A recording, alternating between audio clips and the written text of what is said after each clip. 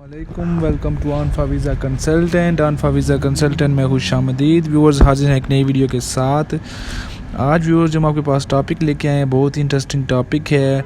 Recently ये visa की category launch हुई है। जी हाँ, आज हम बात करने लगे हैं यूक्रेन के वर्क परमिट के बारे में। वीडियो शुरू करने से पहले मैं आपसे रिक्वेस्ट करूँगा कि हमारे चैनल को सब्सक्राइब कर लें, उसको शेयर भी करें अपने उन दोस्तों के साथ जिनको आप समझते हैं कि इस तरह की मुफीद इन्फॉर्मेशन की ज़रूरत होगी।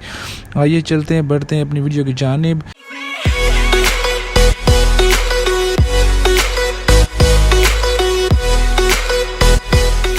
यूक्रेन वर्क परमिट के बारे में बात करने लगे हैं। सबसे पहले मैं आपको यूक्रेन के बारे में बताता चलूँ कि यूक्रेन एक ईस्टर्न यूरोपियन कंट्री है और ये चूँकि काफ़ी तेज़ी से तरक्की कर रहा है, तो बहुत जल्द ये ऐसी न्यूज़ हमें सुनने को मिल रही हैं कि बहुत जल्द इसको यूरोप में शामिल कर लिया जाएगा। यूरोप से मुराद शेंजन जोन में, जी हाँ, शेंजन जोन में शामिल करने की न्यूज़ आ रही हैं। बहुत जल्द यूक्रेन शेंजन में शामिल हो जाएगा। और दूसरी इसमें इस मुल्क की एक बड़ी खसूसियत ये है कि एक बहुत बड़ा रकबा इसने ऑक्यूपाई किया हुआ है अपने रीजन में। ये रशिया के बाद दूसरा बड़ा मुल्क है।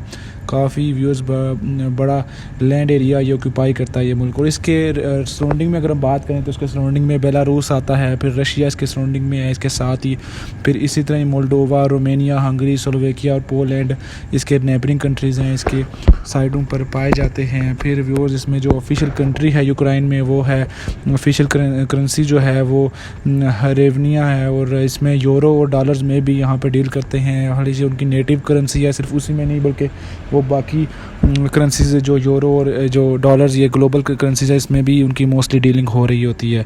और व्यूअर सबसे बेसिक जो इसमें स्टेप्स उनकी बात करें तो उसमें है कि सबसे पहले आपको एक जॉब लेटर चाहिए होता है, जो इनविटेशन लेटर के जो आपको जॉब दे रहा है वो लेटर चाहिए। फिर उस लेटर की बेस पे आप वीज़ा अप्लाई करते हैं और जब आप वहाँ पहुँच जाते हैं तो वहाँ पे आपको एक लॉयर हायर करना होता है। लॉयर आपको कॉन्ट्रैक्ट लेके देता है और फिर उस कॉन्ट्रैक्ट की बेस पे आप यूक्रेन का वर्क परमिट वहाँ जाकर हासिल करते हैं। ठीक है, ये तो थे जी बेसिक स्टेप्स। फिर उसके बाद हम ड्यूरेशन की बात करें तो ये व्यूअर्स ये 3 तरह के होते हैं।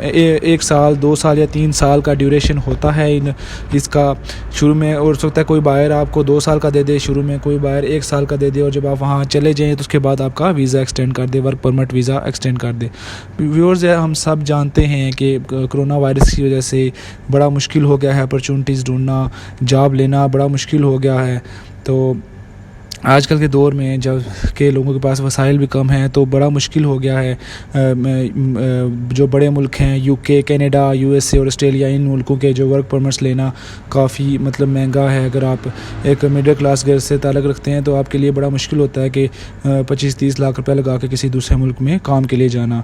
व्यूअर्स ये जो वीज़ा है ये वाली कैटेगरी, ये इसमें बहुत ज़्यादा खर्चा नहीं आता, इसलिए मैं रिकमेंड करूँगा कि आप इसमें अप्लाई करें। बहुत अच्छी अपॉर्चुनिटीज़ है, एक अच्छी इकॉनमी है यूक्रेन की।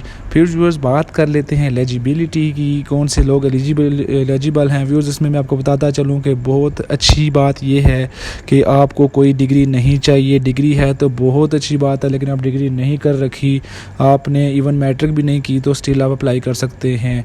फिर व्यूअर्स इसके अलावा एलिजिबिलिटी में एक दूसरी चीज़ ये है कि आप कम अज़ कम 45 साल, आपकी एज 45 साल से नीचे हो, उससे ज़्यादा होगा तो अप्लाई नहीं कर सकते।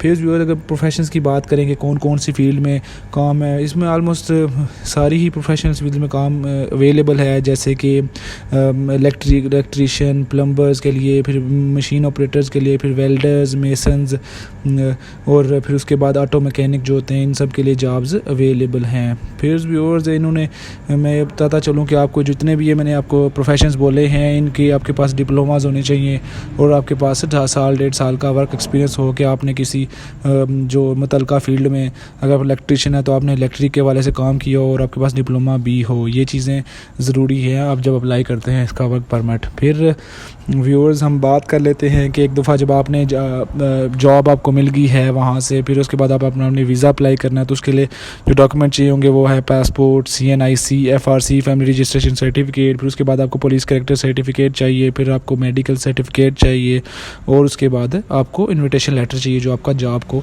आपके एम्प्लॉयर ने आपको भेजा है। ये था जी व्यूअर्स वीज़ा की रिक्वायरमेंट। फिर हम बात करेंगे इसके प्रोसेस टाइम की। इसकी व्यूअर्स 4 से 6 हफ्ते लगते हैं, 4 to 6 वीक्स इसका प्रोसेस टाइम है। So viewers that is it for today. ये था जी यूक्रेन का वर्क परमिट। अगर आपको इसके हवाले से कोई चीज़ इंक्वायर करनी है, कुछ पूछना चाहते हैं, कि तफसील लेना चाहते हैं और अपनी एलिजिबिलिटी पूछना चाहते हैं, तो आप हमें मैसेज कर सकते हैं।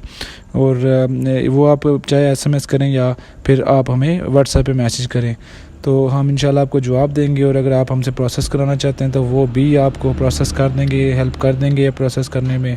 तो अंटिल नेक्स्ट वीडियो, खुदा हाफिज़। Do like and subscribe our channel.